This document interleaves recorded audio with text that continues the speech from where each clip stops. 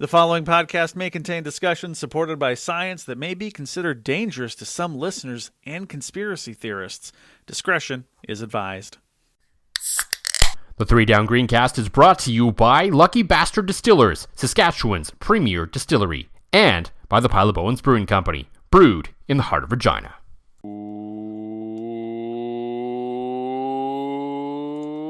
Welcome to the Three Down Greencast. You are listening to the internet's only Why Do Printers Exist podcast. I am Joel Gasson with John Fraser, as usual, as we got plenty to get to all of a sudden. Not that the game didn't provide enough, as the Riders barely beat the Calgary Stampeders after dominating them in the first quarter, first half even.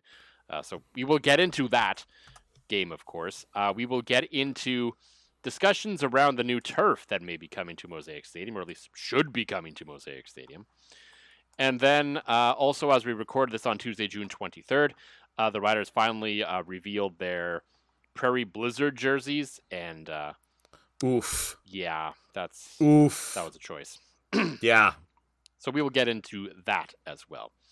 Before all that, though, before this, we were talking before, and we even, John and I love to just kind of blabble about nothing before we actually start recording, as I'm sure a lot of podcasts do. It's true. And especially with you and I living in different cities and talking constantly, and you want to be being one of my closest friends in the world. It's just nice to just catch up for a bit, people don't phone anymore, nor do I want anybody to phone me. No. But it's nice. Go a little old school, catch up with the way our weeks have gone and that kind of stuff. Yeah. So at that point, we will often also discuss, what are we going to open the show with? What are we going to talk about, et cetera, et cetera. And then kind of once we got to it, it was like, well, what's the open? And we kind of did as well. The Ottawa Red Blacks traded Drew Brown to Winnipeg today, which was woohoo! A great deal for the Winnipeg Blue Bombers. I'm not really sure what Ottawa's doing. And Ottawa's also brought in McLeod Bethel-Thompson. Everything is happening! So that's those are both choices by the Ottawa Red Blacks. We will save that to people who actually follow that team. Yeah, good job, Winnipeg. They now have options for post-sack, and I think that's great. But then I was like, good options post-sack. I think the open actually fell right into our lap, because as we were rambling on, you were dealing with something that just about everyone deals with these days. Oh my God. And that's a printer going off the rails, because at this point in time, I remember when we were younger, when printers first came out, even especially the initial ones with the paper that was all attached and it went yeah, the dot matrix printers, yeah. Yes. Which one of our vendors I think still uses, which is weird. But so those were great. They work perfectly, and then we got into ink cartridge and laser jet, and I would say during most of the early 2000s, late 90s, they were fine. Printers generally worked. You didn't have a concern with them. Yeah. Now it's I don't know. We personally don't own a printer, but everywhere I am that happens to have a printer or be around a printer, which usually workplace or someone else's house or whatnot, these things just don't work anymore, and they only exist to annoy us. Do you know how much paperwork a human being prints out when they work first in financial services, then as a sales manager, Joel Gasson? I imagine a lot. Probably, as a manager of a liquor store, I print out an unnecessary amount of things too, but that's a whole other issue. That's exactly. I can tell you, there's a lot of paper in the car business, and I can also tell you that quite often it just never works as anybody's printer, and because IT's restricted it, I can't just fix it. So of course that curse, like all curses, where's Danhausen, followed me home tonight. I was tomorrow night. Mamba Edmonton Stingers back at SaskTel Center, which, by the way, can't wait to get back to Marilyn Belcher Place. We'll be talking about small crowds and big venues here later on in the program. That's what they call a tease of the business, folks. So, great matchup coming up tomorrow night, and I came down here, peeled back the curtain. It's 8:14 now. Came down here at about 7:30. You're usually ready to go around 8. So I'm like, okay. Do the roster sheets that I do for every game. Legitimately, it's a 15-minute thing if I'm sipping a drink. It's a nice casual. Okay, I write down the players. I put it in my own formatted sheet. It's all good. Instead, Joel Gasson, my firewall had randomly decided to cut off my printer. My wireless printer, which literally my laptop and my printer are touching right now. And then I had to reinstall it. Then I had to tell the firewall to let the printer through. All because here's the other thing. You're like, why don't you just print it at work? You have lots of printers at work. You just went on about how many printers are at work. I don't have a color printer at work. And I'm a bougie bitch when I do public address announcing. I need my big shiny colors, Gas. But it's funny that even dating back to, did you ever see the movie Office Space? Of course. Out of I was everything, waiting like, in the history of, like, I know I haven't seen movies, I haven't watched this, I haven't watched that. Office Space is, like, one thing I have watched many times. I had a group of friends. I think we watched that movie, like, weekly at one point for a good period of time. I'm not going to lie, the long pause was because I was waiting for you to say no. No. Surprisingly, that is a movie I've seen many times. Okay, we have also found a movie that you've seen tonight, so we're on a roll. Everybody actually drink, yeah. Yeah. I didn't know there was the Joel Gasson drinking game. There isn't. I just kind of made that up. I don't know. Everybody drinks would be when I actually don't know what you're talking about.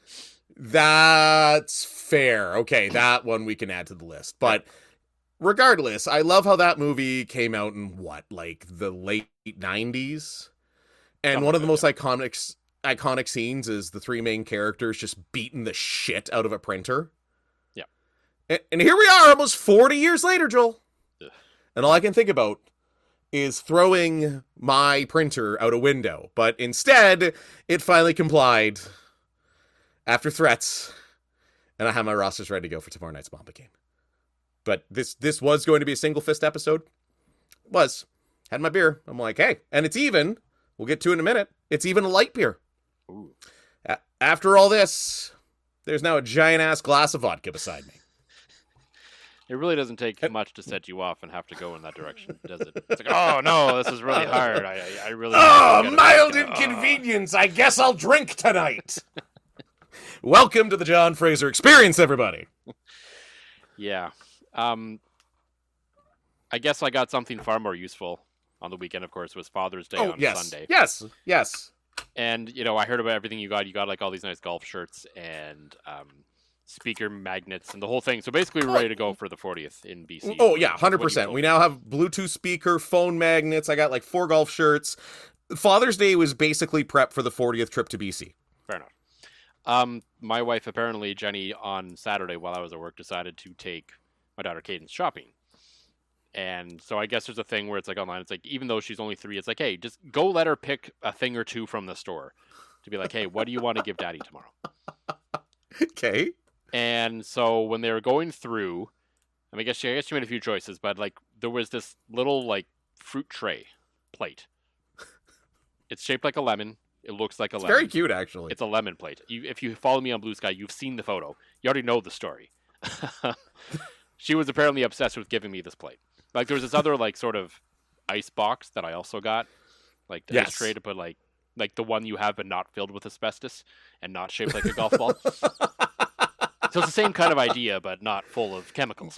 That's right, less cancerous. Yes, okay? far less cancerous. Only the spirits that I will be using with that ice will be giving me cancer, not the ice itself. So that's fair. A benefit. Yes. But yeah, she was legitimately super obsessed with this lemon plate. To the point where when I got home on Saturday, I heard the words lemon plate come out of her mouth in terms of, giving Daddy something tomorrow, but like that sentence like had absolutely no context whatsoever at the time. I was just like, okay. And then Jenny was like, we don't tell Daddy that. I was like, okay, I don't know what a lemon plate is, but okay. And then Sunday morning I opened the bag. I'm like, oh, it is literally a plate shaped like a lemon. I don't know what I'm going to use this for. I may never use it for anything, but I love it, and I'm just going to keep it forever now. Well, and now you have to find something to use the lemon plate, because that is an all-time story that is just something cool that you're always going to remember. But the hard part is, though, I think, is in finding something to use for the plate, because I thought, like, from your photo, it looks like it's at least large enough that you could have like a dinner on it, like a couple tacos. Like I thought would fit on this plate. Might fit okay. I could definitely like a sandwich off of it. But more realistically, it's more just like a display plate to put like stuff on. Maybe some fruits, maybe some lemons even. Because it does say on the bottom, like, don't microwave it, don't put it in the dishwasher, because I'm pretty sure it'll melt. So it's very much I think it's mostly for display purposes. She gave you the world's most fragile plate. Pretty much, yeah. We'll make sure it's stocked with lemons next time I come see you, because we know how I like lemons and booze. No. Never. And I have an ice box that you can use that won't give you cancer. Hey! USA! USA! Ugh. Yeah, that chant doesn't land like sarcastically like it used to. I'm not gonna lie. No, it really doesn't. No. It used to be like a giggle, thinking of things like The Simpsons or apple pie, and now it's just terrible, horrible, and unrelenting. And oh, I did that to you after the Brady Tkachuk trade. Yeah. First I forget to wish you a happy birthday, then I throw out a USA after your vaguely following hockey team's captain is traded. Whatever. I think Joe might have to replace me here. I think No. I don't think that would go too well. Like, I still occasionally ask you questions and I prompt you. Joe just kind of rambles on. Like, Joe's very good at his one subject. He has his one subject down. We talked about this with him after. It was like, he could just start sending audio feeds to every single podcast that he wants to be on, because we asked him one question. And then he just kind of went on about it sporadically while we interjected with random bullshit to try and sidetrack him, and it just didn't work. No, it didn't. It's like we could see the train had left, and it was quite magical. So also, thank you to Jared Benson jumping on the John Fraser sponsorship train. Had one of my first rounds of the year. Joe's got it. Did a 2-man scramble with your friend and my friend Luke Soretsky, and ended up only 5 over par with 2 birdies. So I'm sure that one might be one of the more expensive ones of the year. That seems extremely likely, especially out of the ones in BC. Oh yeah, those are going to be murder. I think a BC birdie should be like $10. Mm-hmm. It did seem like the train had left the station on Saturday. Oh, way to come back. Well done. Well done. Beating the brakes off the Calgary Stampeders, and then I guess the train fell off the tracks from there. So we will get into that game and a whole bunch more. But as always, John, for Lucky Bastard Distillers, what is in the glass this week? As I mentioned, as I think of now Winnipeg 4th-string quarterback Bryce Perkins, big old glass of vodka and lemon, thanks to my printer. But in the glass, for the beer side, took the kids mini golfing for Father's Day, which is actually right up the street from High Key Brewing. Yes, because great place. At least in Saskatchewan, the weather gods tortured golf courses by just pouring rain all day Sunday on Father's Day. Oh yeah. I mean, put it this way: like, the golf courses were set up. I've got a connection now. One of my employees has some really good connections at Moon Lake Golf, and I love the course at Moon Lake. And normally it's like, hey, we can get you a tee time and get you a couple bucks off your round. I'm like, I greatly appreciate it, love it. This Father's Day is like, we can get you a tee time, but not a couple bucks off your round. I'm like, totally understand. It's Father's Day. This is like Black Friday for you guys. And instead, there was 20 centimeters rain. There was so much rain, they canceled flag football. So instead, mini golf, a quick stop at High Key Brewing, where for $20, you can pick 4 beers, make your own 4-pack, and they've got some of the stuff you don't see in stores. One of those, actually the last surviving member since I'm surprised Sunday, all 4 made it out of that day. the only reason all 4 made it is because I knew we were recording tonight, is actually the Easy Haze Small Hazy IPA. Yep. 3.9%, nice and light, nice summer beer, hazy. I like beers that you can kind of downshift to. Yeah. Like it's rare you get a nice juicy flavor bomb below 6%. So having a nice little 4%er, it would be great if I didn't want to murder my printer and cancel it out with a giant ass glass of vodka. Yeah. Fair enough. For me, these were left in my fridge from a gathering we had a couple weeks ago. It is from Sea Change Brewing out of Alberta, specifically, I believe, Calgary? Edmonton. Sea Change out of Edmonton. It is the Prairie Fairy Blackberry Wheat Ale. Say that 10 times fast. Yeah, it is their beer where a portion of the proceeds go to the Fruit Loop Society of Alberta, which is obviously a LGBTQ organization in Alberta, so for a good cause. The beer itself, fairly light, light blackberry flavor, not super intense, so think kind of like the Saskatoon Berries beer, maybe a little bit stronger. It is 5%, obviously. Not necessarily my cup of tea anymore. I'm kind of, to be honest, sort of over the fruit-flavored beers. Not there's anything wrong with it. It's just not my sort of, I don't really enjoy the flavors of them all that much anymore. It is I'm not into stouts, you're not into fruit beers. Yeah, like, it's just not my palate. I just don't enjoy them as much as I used to. It's still decent. It's in my fridge, so I'm going to drink it. And, of course. We're doing that today. But hey, good beer for a good cause, at least. Sea Change does make a lot of other really good beers, though. Yeah, I was just actually Googling it because I like looking at the cans. I love the mustache on the person on the front of the cans. Also seeing that they've got like a blonde hail and one with a wolf, literally called the Wolf. The Wolf, yes. They have a decent mix pack with this, the Wolf, and a couple other beers in it. You can pretty much find all over Saskatchewan at this point. Yeah, I would say now it seems like with the prices of Alberta beer going down or non-Saskatchewan beer going down, you can open it up to a few more things, but yeah, lots of good craft beer coming out of Alberta these days. Yep, from just about everywhere. The Riders were, of course, in Alberta last week on Saturday as they played the Calgary Stampeders. They did move to 2-0 thanks to a 40-37 double overtime win, which without any context whatsoever sounds like one of the greatest football games ever played. Sounds fantastic. Sounds like that Canada Day Classic against Montreal. Sounds like a hell of a time. It was, and if you're a casual fan and not a Rider fan, it was interesting to watch. It was not like a back and forth, slugfest you would kind of expect that sort of score to be. But the Riders did win. But yet again, in a way that we've talked about many, many times on this program over the last year and a bit now, basically the entire Corey Mace era, they just struggle at putting teams away. And I know it's hard in the CFL, but when you're up 23-7 near the end of the first half, you have over 300 yards of net offense, and your opponent has 52. You should be winning that game quite handily. And the Riders, frankly, it was just a mind-boggling effort to let Calgary back into that game. Number one, of course, Calgary's only points in the first half came off, the fumble deep in their own territory. Hey, at least the Stampeders had to make a play on that. So they're like, you know what? Tip of the cap. Right. You made the fumble. That's great. And it happens, right? And then we get to the most mind-boggling decision, perhaps of the Corey Mace era. Yeah. Just before half. So the Riders had just scored a touchdown to go up 23-7 into that vicious wind. Kicker Alex Hale, who we talk a bit about too. Yeah, that's quickly becoming a thing this early season, Gas. Yeah, he misses the PAT, which I believe is from 32 yards or whatever. Yeah.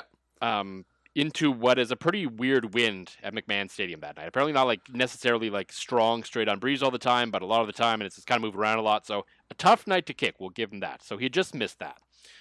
The next play, he sails a kickoff super high. I don't know if it was on purpose or not, but hey, it worked out because Calgary Stampeders completely flubbed it and no one caught it. It bounced right into the arms of Exume, and they recovered the ball. I believe they ran one play, and then with about 6 seconds left, Corey Mace decides to send Alex Hale out there for a 47-yard attempt in this wind. And instantly I was like, oh, this is a bad idea. Yeah. Exactly. Because I don't think Alex Hale is not a good enough kicker for that kick. He has the leg for it. He clearly does not have the accuracy. He hasn't made a kick over 40 yards yet this year. As an aside, if we're going to talk about him, I think he is the perfect example of training camp battles not mattering because he was not the best kicker in camp, yet he's the kicker on this team because of roster construction. Yes, and that is exactly it. If you're not going to go Canadian in your kicker spot, you're going to have to go global, just the way these things are built. So, I'm with you. And it's not like this is a guy that we saw in training camp was like, holy crap, he's boofing him. It's not even like a guy fairness, we weren't at practice, but in the actual games, Kim looked a lot better. Kim looked a million times better in Saskatoon. Yeah, I thought for sure we were going to get the Tokyo Toe on this roster, and I was very excited for it. So, but again, it goes to Hale, and I get wanting to get his confidence back after that missed PAT. I mean, the PAT miss is not what it used to be. It's actually from a decent distance. It's still a kick you're going to make. I get it 90-95% of the time, but it is a kick you can, in theory, miss. Yes. So to watch a guy in his first year in the league go out and miss that one, and then and we heard it on the broadcast that the wind was tough. And by the way, quick aside, how sweet we had Dave Thomas and Derek Taylor calling that game on the radio and TV respectively. I loved hearing DT with Lapo. Great chemistry with those two guys. It was just I know I'm spoiled as a Winnipeg fan that I get DT every week, and it was great seeing him be on the big stage, and his chemistry with Lapo was great. And they did a good job of saying, hey, this wind is weird. It's not really gusting. So they basically set up the scenario as to why Alex Hale could miss. And with no time left on the clock, Calgary's basically going, okay, return this at all costs. Mm-hmm. And that's what happened. And yeah, You do literally anything else. Take a knee. Like I know Right. we never call for taking a knee at the end of the half, but in that scenario we're up 23-7. An extra 3 points doesn't necessarily change the game all that much at that point. Just don't let Calgary off the mat. That's all you had to do. There was not let Calgary off the mat. And like the Undertaker, they stood right up and got themselves back in the game. Well, and I felt like the one count was when they had that fumble recovery touchdown. The touchdown was shortly after the fumble recovery. Pardon me. Yeah. That was like, okay, there was the one count, you had them down, you almost had them out, boom, they're almost coming up. And then it's next time you think you got him pinned, it's the 1-2, you really think you got him down, like the Undertaker, they spring back up because everything is wrestling, and all of a sudden, thanks to 2 of your own blunders, instead of 23 rip, it's 23-14, and the home team has all the momentum in front of all 12 fans. Yeah. So, it was a puzzling decision, but here's the thing, though. Strangely enough, after that, out of half, because this is what this team is really good at, they're really good at rebounding from these sorts of scenarios. So Calgary comes out, kicks a field goal, makes it a closer game, but then eventually the Riders get the ball back. They start marching down the field. They end up in the same spot then, 3rd and 8, roughly the same yard line. I don't remember the exact spot, but it was close enough. It was essentially the same kick, 3rd and 8, which no coach in the CFL ever goes for. Nope. Corey Mace decides, no, I'm not doing that again. I'm leaving my offense out there on the field. We're going to try to pick up the first down. 13 yards to Sam Amelis, first down, eventually leading to a touchdown. Corey Mace is rewarded for learning from his mistake and saying, nope, not doing that again.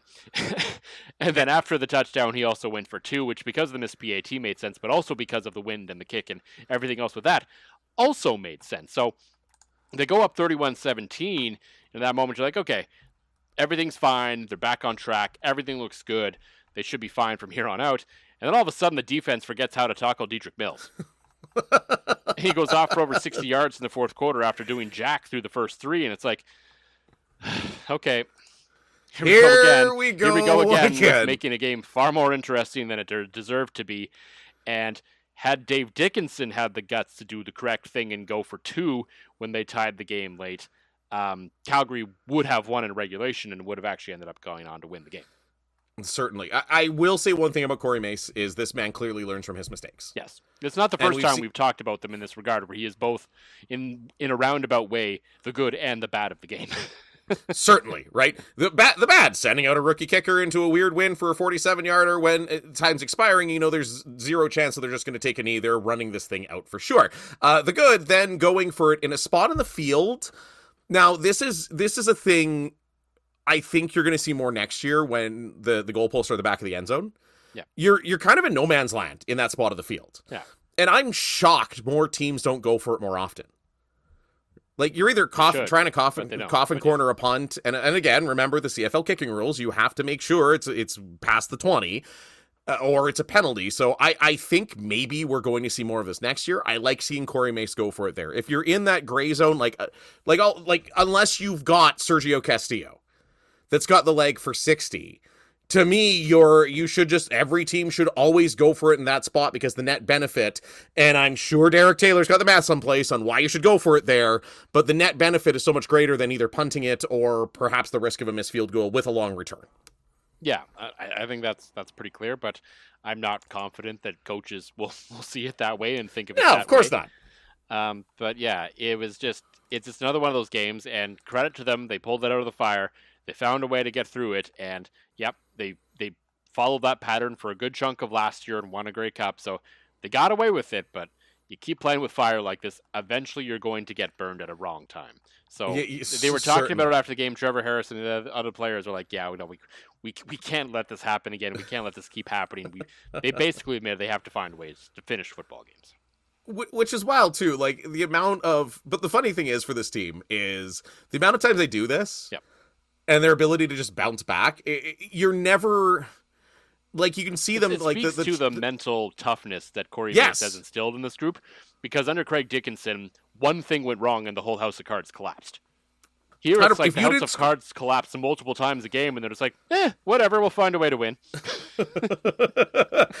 We screwed that up, and we screwed that up, but hey, came out in the end, and they beat the Calgary Stampeders, which is something they could not do last year. In fact, this was probably their best performance against Calgary in a couple years now. Yeah, easily.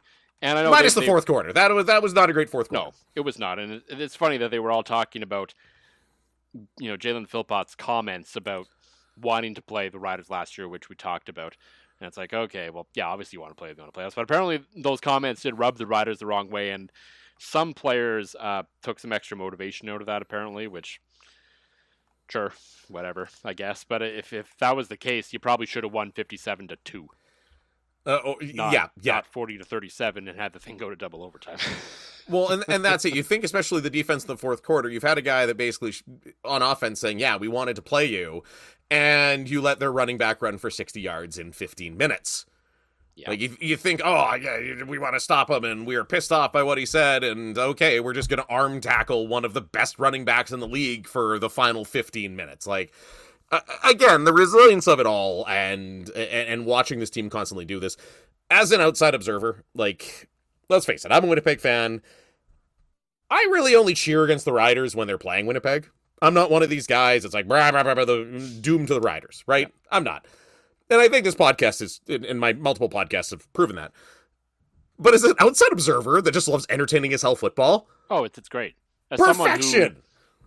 Someone who gets paid, I'm not going to say does this for a living, but gets paid to create content surrounding this team, it is phenomenal. Yes, it keeps the free vodka flowing from Winnipeg Blue Bombers 4-string quarterback Bryce Perkins. Yes, absolutely. I do think we have to touch on the fact that I think Trevor Harris may be playing the best football of his career.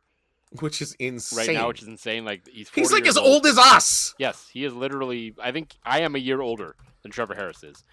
And he is out here probably playing the best football of his career. The way he's just hitting everyone, like, so many receivers have already had multiple 100-yard games, multiple touchdown games. Like, we always know he always finds whoever on the field, but now whoever is suddenly turning into everyone every single game. Well, and the depth of the receiving core too. Like, when you have this kind of depth that you know you can just sling it out there to anybody. Obviously, Keon Schaefer-Baker is becoming the guy in Saskatchewan, and once again, we sort of questioned resigning him. I was just about to say that. It's the same this thing. All comes down to us. It's like last year when they re-signed AJ Ouellette, and we were like, "Oh, really? You're wasting money on a running back?" And then he goes out there and basically wins them the Grey Cup. But okay. Yeah. And then us going, I can't believe they re-signed Keon Schaefer-Baker. Could have spent that money much better elsewhere, and he's now the leading receiver in the CFL. So we're real good at our takes are so awesome. Take them to the bank, everybody. So if you're a free agent, if you're a pending free agent coming up this year, we will accept a few dollars to say that your re-signing is not good. We will take your human monies. Yes, please. Yes, absolutely. Human money for sure. But you're right. It's absurd what he's doing, and I think it's because.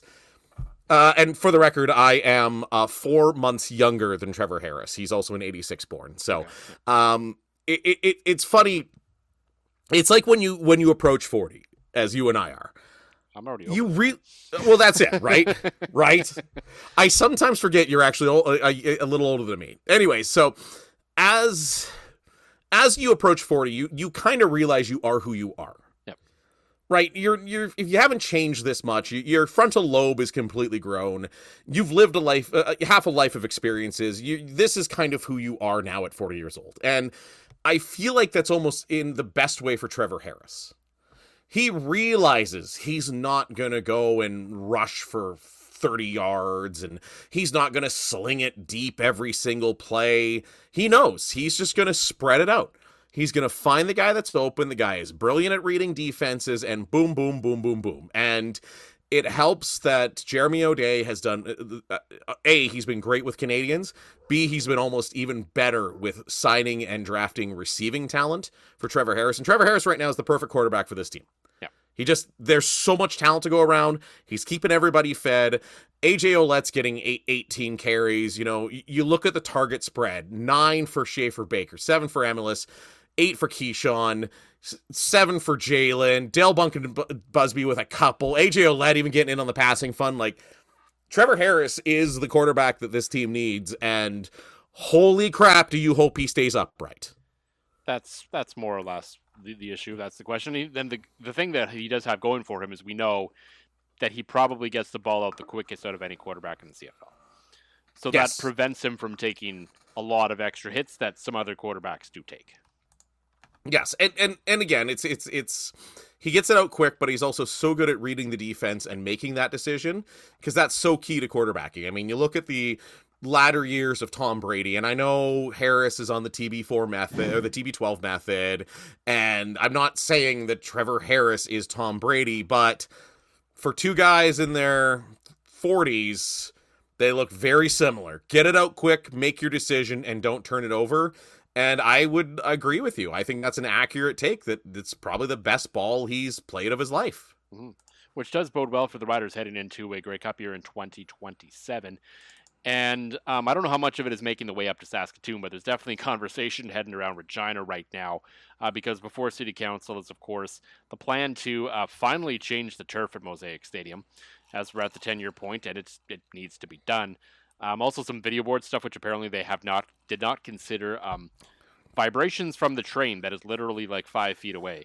The train that would do to the board they over built time. The stadium so, right beside. Yeah, so some LED board work. I don't know how necessary that is, but regardless, I do know that the turf is very necessary. But it is very strange that there is some city councilors trying to basically paint the league as the bad guy in this case for the turf being changed, because because of the rule changes and because of the dimension change, the structural changes to the league next year, we have to change the turf. Well, no, you have to change the turf because it's been 10 years and the turf needs to be changed. And the turf is even worse, and it probably should have been changed sooner because you put an ice rink on it for 2 years, which, as great as that was, don't get me wrong, I wish this was a thing that could exist more often. It was a great use of the facility in the middle of the winter. It made the lifespan on the turf even worse.